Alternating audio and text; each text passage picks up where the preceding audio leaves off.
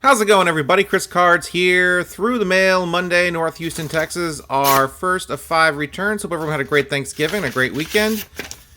And we've got Nick Solak. Oh, man. He is a great signer. One of the few active players that signed quite regularly. Very good. Inscribed to Chris. There's his first Bowman, and we got a couple of Topps cards, one parallel, one of the regular 2020 variety. Very nice return from Nick. Had a decent year with Texas last year. Not as good as 2020 or not as good as 2019, but he's still young. We'll see how it goes for him. Second round draft pick originally out of the Yankees, as you see there on the first Bowman card. Awesome return from him. Yeah, this is going to be a crazy week with the probably the lockout on the first, which no one's looking forward to. So it seems like lots of deals are getting made before then. So going to be an interesting week here in the baseball world. Let's move on to return number 2. All right, return number 2, Santa Ana, California. One of my favorite Santas of all time, Anna. And we are tearing into this bad boy. I'm getting very good at tearing envelopes. Letter request back. Looks like some 70s cardboard here. We've got Bob Caluccio on a 74 Topps, on a 75 Topps Mini. Not a huge fan of getting those 75 Topps card signs, but Bob Caluccio does not have many cards. 5-year career. Played a bit with the Milwaukee, played a bit with the Chicago White Sox, played a little bit with the Cardinals as well. 35 games short of qualifying for the MLB pension, so that kind of stunk. He probably could have made it if he reported to the Mets. After the 78 season, he went home to care for his ailing father.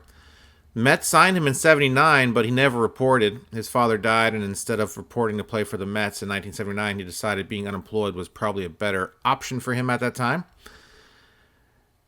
And knowing the 79 Mets like I do, can't really say I blame him there. And there you go, guys. Bob Caluccio, there's information. He went on to make pretty good money in luxury real estate, so I guess that pension didn't make or break him. So he did end up on his feet and being quite successful after baseball. In case anybody was worried about Bob Caluccio and his financial status, there you go. Let's move on to return number 3. Number 3. All right, gang, once again, Santa Ana, California. We are getting lucky today with all of these returns here. We've got Ken Forshaw. Ken Forshaw, longtime Houston Astro. Few years with the Angels organization towards the end of his career. Pitched no-hitter. In fact, him and his brother Bob Forshaw, the late Bob Forshaw, they're the only brother duo to pitch no-hitters in the major leagues. I think I asked to had him inscribe these. I don't think he inscribed them, but that's fine. He signed them. Here you go, guys. Ken Forshaw for the set, 74 and 84 Topps. Very nicely signed indeed. His brother Bob died of an aneurysm in 2011, like less than a week after throwing out the first pitch of a Cardinals World Series game. In fact, if you Google Bob Forshaw, you'll see a picture of him throwing that pitch out. He looks healthy as a horse, and then he's dead in less than a week. So when it's your time, you know. You just never know, I guess. So thankfully, Ken's still around to scribble his name on cards for me, although his returns have dried up of late, pretty much the majority of 2021, so not sure what's up with that, but there was his address for you in case you want to give it a shot. But like I said, he great signer, just hasn't been returning recently, so had this for a few months. I was sitting on it, so just opened it up. So glad I got him before he decided to stop signing. So your mileage may vary with Ken Forshaw, so if you guys send off to Ken and you don't get nothing back, don't yell at me. He's MIA right now. So let's move on to return number 4. Let's see who our 4th return of the day is. Phoenix, Arizona. Let's do this, guys. Let's go. Rip. All right, let's see here. Index card. Not signed index card. And we've got some cards in here. Let's move that piece of paper out of my way here. We've got Orlando Mercado. 1984 Topps. Looks like a Tiffany. Yep, that's a Tiffany, all right. Signed nicely with a big O. What a uninspired signature that is, as well as an 87 Topps Tiffany for the set. Orlando Mercado played for 8 teams in 8 years. That is impressive. He's pretty much been in the Angels organization since mid 2000s, catching coordinator, bullpen coach. He's doing all that stuff. I still think he still works with them, actually. So there you guys go. Orlando Mercado, the most uninspired signature since Mark Kubica, who has just signs a G now, which is disheartening as a autograph guy. But there you guys go. Orlando Mercado. There you go. Let's see. He's got a Mariners card here. We've got him on a Texas Rangers uniform. 2 Mariner cards. 3 Mariner cards. How the 8 years, 8 teams. How do you get 3 cards with 1 team? That's just mind-boggling. That just boggles one's mind. Let's move on to our last return of the day, guys. Let's figure out who number 5 is. Let's go. Baton Rouge, Louisiana here for our final return. We've got Ron Guidry in here. I'm probably pretty sure it's Ron Guidry on a 1984 Topps All-Star card.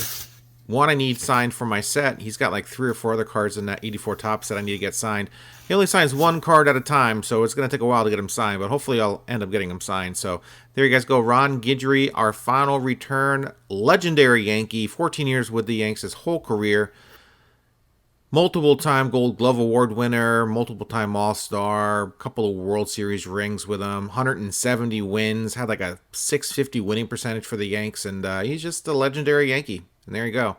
Got a great signature and a great mustache, and I was really happy to get this back, guys. Mr. Ron Guidry. There is his classic address for those that have sent him know his weird French address anywhere. That's it, gang.